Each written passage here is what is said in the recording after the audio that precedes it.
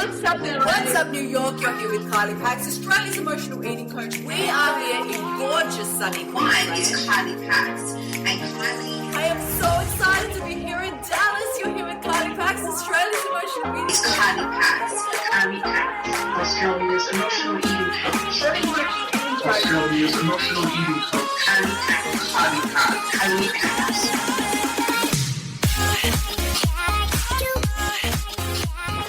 This week's episode of Ditch the Diet podcast is proudly brought to you by Ditch the Diet Online Bootcamp, my 6-week course that I am so proud to share with you. Registration is now open. This course has changed the lives of thousands of women around the globe. It is my 5 foundational steps for breaking free from emotional eating, taking control of your relationship with your body and food for life.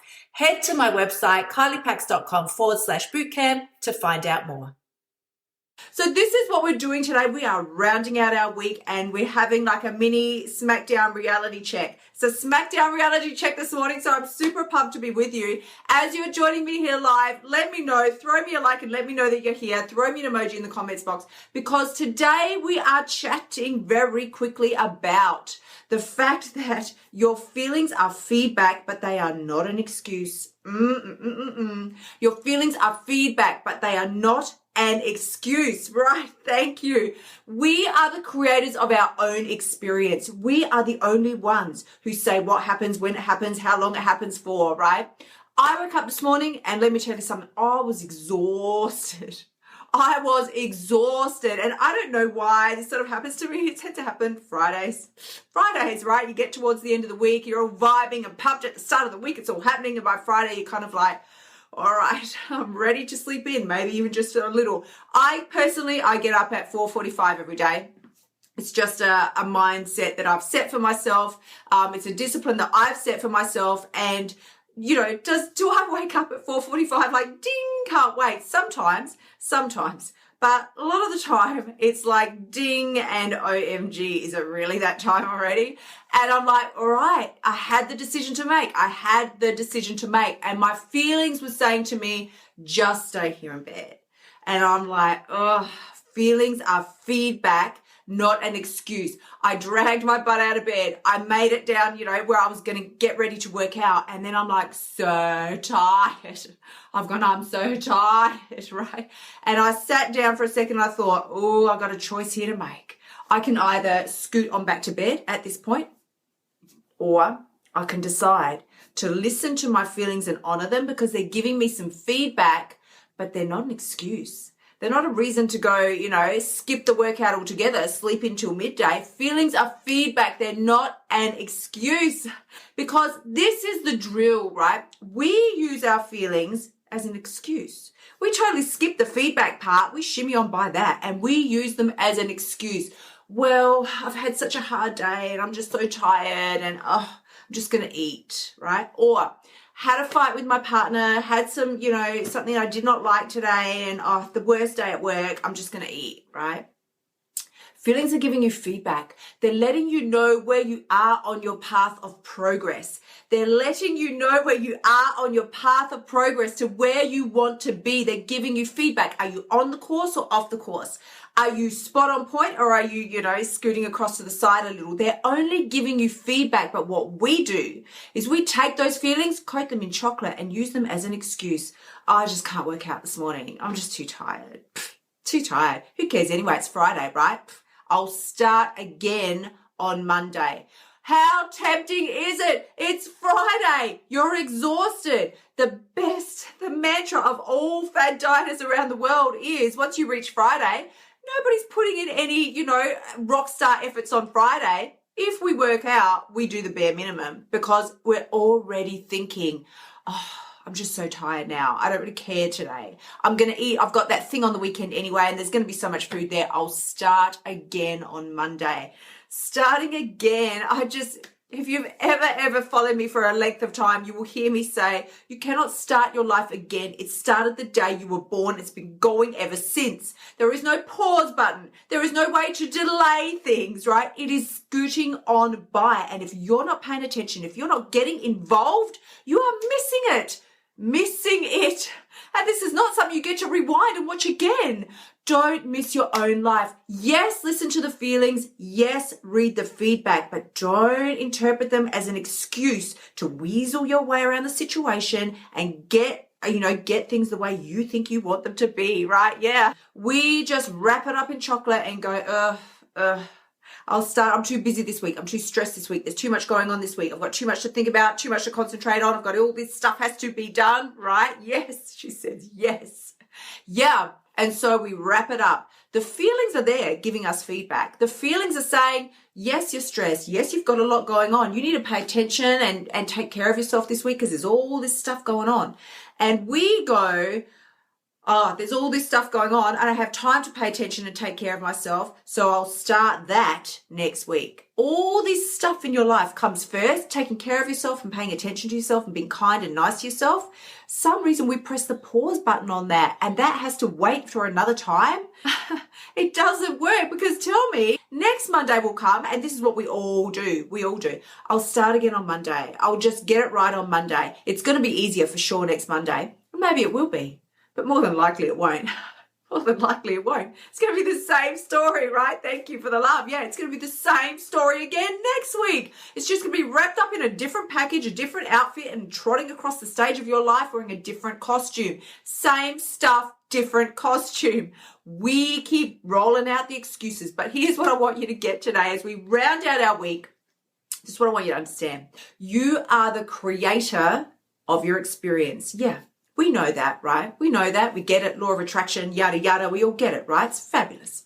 You're the creator of your own experience. What we forget is that by default, you are then also the one who experiences what you create. Do you understand what I'm saying here? Not only are you the creator of the things you experience in your life, the disharmony in your body, the distrust in yourself, the disappointment in yourself, after you create those things, by not sticking to the plan that you know you wanted to stick to, you then have to live with what you've created. Pause for emphasis. After you create the situation, you've created it. After you create it, you have to sit and wallow in what you've created. So this is what we need to really, really get as we sort of round out our week this week and head on into a new one next week. We are scooting on by. Start to think, what have you created for yourself this year and how much have you really loved the things that you've created? If you have created stress and drama and put off your own happiness time and time again, I really want to emphasize this to you today. Yes, you are the creator of your own experience. You draw the things into your world that you're experiencing. So we need to get smart, savvy, and switched on. What are you creating? Because you have to live and sit and wallow in the creation that you have experienced. So this is what it's all about. It is really about understanding that you always are in the place of power and you have a choice. Like, I don't want you to sit there now and just go, oh my God, like, look at what I've created. It's hideous. It sucks, right? No. At any point in time, once you've got the contrast and you can look around you and go, this is not working for me. Me putting my life on hold, me telling myself stories about I'm going to start again on Monday. It's going to be much easier next week. It'll be fabulous next time. I'll get it right next time. I really want you to get that by looking around you and seeing, okay, I'm not a huge fan of the way I've been living and conducting my life and the things I've been experiencing thus far.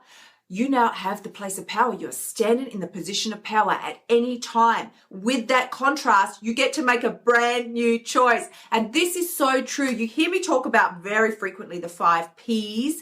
The 5 Ps of preparation. Prior preparation prevents poor performance. People, I've added a 6P there. Prior preparation prevents poor performance. When you know you got to get jiggy with it tomorrow, it's going to be busy, it's all happening, and you know you got a stressful day or week coming up, use the 5 Ps. Prior preparation prevents poor performance and really commit to it. I do this all the time. Especially my breakfast, number 1. Like, that is good to go the night before. I have it all done. For those of you who know me, I'm like chia pudding fan of the universe. I've been having that for breakfast consistently for ages now, and I just never tire of it. In fact, it's my favorite meal of the day. So for me, it's very simple, right? When we're talking about the 5 Ps, I have got my little containers, my little decor containers, And it's all in there. I've got the things that I put in my chia pudding, nuts, seeds, berries, whatever is going on, the coconut, whatever is happening, right? And then I just throw it in a bowl the next day, throw on the coconut milk, and it's done, right? You add your coconut yogurt, whatever it is you want to put, honey, whatever you're going to put on there, granola, right? It's fabulous. The point is, if I had to think every morning or, oh, I got to make something and I really would like porridge, but I don't have time for that, then you end up grabbing something on the go as you scoot your butt out the door. And you know that is never going to end well. Because for me, before I got savvy with the 5 Ps, that always was donuts. Always. Like if I'm ever going to have a weak spot, it's going to be donuts. I swear. Like I just think I was born with a donut in my mouth or something. I just love them. That is my thing. We all have a thing, as emotional eaters, like we can talk. It's like, what's your thing? Oh, my thing is savory foods. What's your thing? Oh, salsa, chips, pizza. It's like, oh no, for me, don't even come close to me with a donut because I'm really going to have to think about it. Like, I know I don't want it, but oh my gosh, it looks so good. So this is what we're talking about, being the creator. If you're just joining me live here now, we are talking about, as we wrap up our week, we are talking about being the creator of your own experience. And yes, we know it, but the second half to the story that we don't give any consideration to is that not only are we the creator of our experience, we are the experiencer of our experience. We create it, then we got to live with it. So we do need to get smart, savvy, and switched on and decide, am I happy? Am I really loving what I'm creating? Am I creating a world where, everything is getting bigger and more beautiful, or smaller and sucky? Am I becoming more of myself, or am I becoming less? Am I moving for myself and working for myself or against myself, right? So this is the drill, right? You really must decide at some point the power that you have to create your experience. We need to decide how we're going to direct it and how we're going to use it, because it is yours to use. It is yours to direct, and you will be the only one experiencing it. So from that point of view alone, you are totally entitled to be very selfish about how you create, where you direct your energy, what you're going to direct your focus on, and what thoughts you think. If there's ever a time to be extremely selfish, this is what it is about.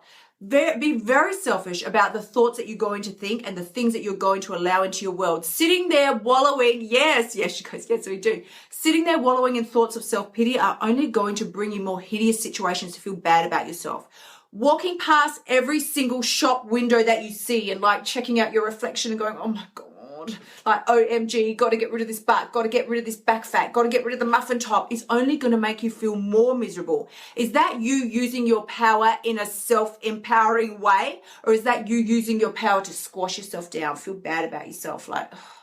And then you walk past the, news agent, you'd be looking at those magazine covers, you're like, God, why does she look like that and not me? Why do they look like that and not me? I know that girl that I see across the street. She hardly works out at all. Why has she got that body? I try so hard and I don't. Are those empowering thoughts? Are those going to create a world and a universe and an experience for you that you actually want to live in? Or is that going to send you to the donut shop? Because that's what I would do. That's how I used to live. I used to look at those girls that are naturally thin who, let's be real, we all love to hate. We all love to hate those girls. The ones that don't do exercise, they don't do a thing, and they just prance around. They got the body of a goddess. And I'll be like, I do not even know why. What happened did I do something wrong to the genetic gene pool gods in the sky? Why was I not blessed with that? You can spend your life asking those questions, or you can just get on with the fact that you've got what you've got. And it's yours.